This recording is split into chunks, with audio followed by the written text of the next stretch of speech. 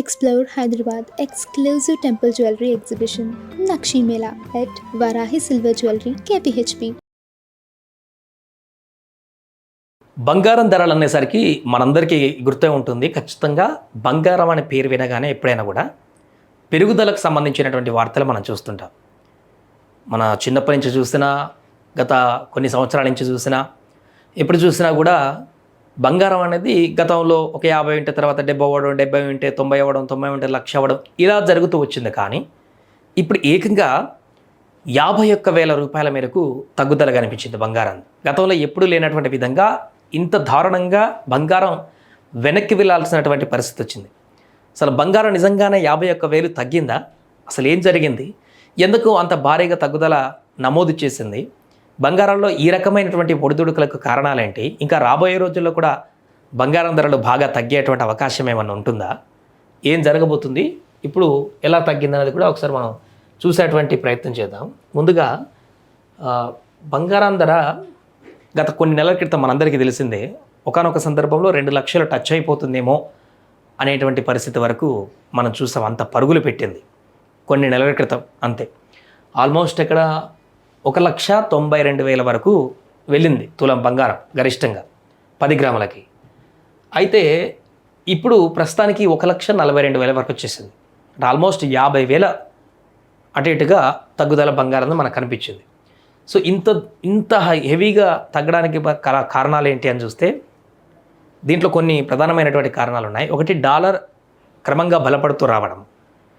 అక్కడ ఇరాన్తో యుద్ధం జరిగినా, ఇంకే ఇతరత్ర యుద్ధాలు జరిగినా కూడా డాలర్ విలువలో మాత్రం ఎలాంటి ఇబ్బందికరమైనటువంటి పరిస్థితులు లేకపోవడం, రూపాయి విలువ క్షీణించడం. మనమంతా కూడా గోల్డ్ను ఇంపోర్ట్ చేసుకుంటాం కాబట్టి ఇంకా క్రమంగా డాలర్ ఒడిదుడుకులు అనేది కూడా మనకు దీంట్లో కనిపిస్తున్నాయి.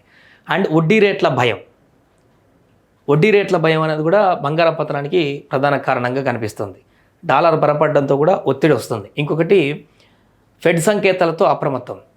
అండ్ ప్రధానంగా ఈ ఏఐ వచ్చిన కాడ నుంచి అంతకుముందు ఎక్కువ గోల్డ్ కొనడానికి ఆసక్తి చూపించేవారు, అంటే ఇన్వెస్టర్లు. మనకు సాధారణ ప్రజలైతే ప్రతి ఒక్కరు కూడా బంగారం కొనుక్కుంటారు. ఇప్పటికీ మన రూరల్ ఏరియాలో బంగారం కొనడం అంటే అదొక పెద్ద ప్రెస్టేజ్గా లేకుంటే ఆస్తిగా భావిస్తారు. అలవాటు ఉంది ఇంకా. బట్ ఇన్వెస్టర్లు అలా ఉండదు. సిచ్యువేషన్ బట్టి వారికి ఏదైతే లాభాలు తెచ్చిపెడుతుంది, మార్కెటింగ్ ఆలోచనల మేరకు కొనుగోళ్ళు ఉంటాయి. ఎప్పుడైతే ఏఐ ఎంటర్ వచ్చేసిందో ఆ తర్వాత బంగారం కంటే కూడా స్టాక్ మార్కెట్లకు సంబంధించినటువంటి మిగతా ఇన్వెస్ట్మెంట్ల పైన వీళ్ళ దృష్టి ఎక్కువగా పడింది.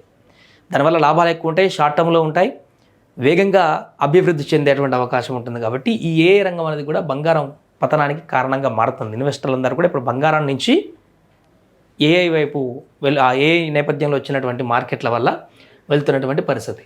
సో ఇది బంగారం ప్రస్తుత తాజా పరిస్థితి. మరి ఇది ఇంకా తగ్గుతుందా? మనం గత 10 సంవత్సరాల నుంచి చూసుకుంటే ఇంత తగ్గుదల అయితే ఎప్పుడు కనిపించలేదు. పెరుగుతూనే వచ్చింది.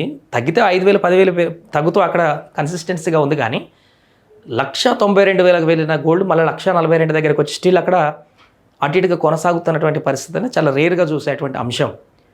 మరి భవిష్యత్తులో దీని ధర ఎలా ఉంటుందని అంటే నిపుణులు చెప్తున్నారంటే ఇప్పుడున్నటువంటి పరిస్థితుల కారణంగా బంగారం, ఎందుకంటే ప్రధాని మోదీ గారు కామెంట్ చేసిన తర్వాత కూడా 1 ఇయర్ కొనకుండా వదిలేయండి అని చెప్పేసి అన్నప్పుడు కూడా కొంత దాంట్లో మార్పు చేర్పుల ఎఫెక్ట్లు అనేవి కూడా కనిపిస్తున్నట్టుగా తెలుస్తుంది. బట్ ఎప్పుడైతే ఒకసారి మిగతా అంతర్జాతీయటువంటి పరిస్థితులు, ఈ యుద్ధ మేఘాలు, ఇరాన్, అమెరికా లాంటి దేశాలు కాకుండా ఇంక ఇజ్రాయెల్, వేరే దేశాలు కూడా, అలాగే కరువు కాటక లాంటి పరిస్థితులు అండ్ ఇతర దేశాల్లో ఉన్నటువంటి ఆర్థిక సంక్షోభాలు కూడా పెరిగి ఒక్కసారిగా కనుక ప్రపంచ దేశాల్లో ఏమైనా ఒడిదుడుకులు కనుక మొదలైనట్లయితే అది ఎప్పుడు ఎలా జరుగుతుందో తెలియదు. ఆల్రెడీ ఆ లైన్లో చాలా దేశాలు ఉన్నాయి.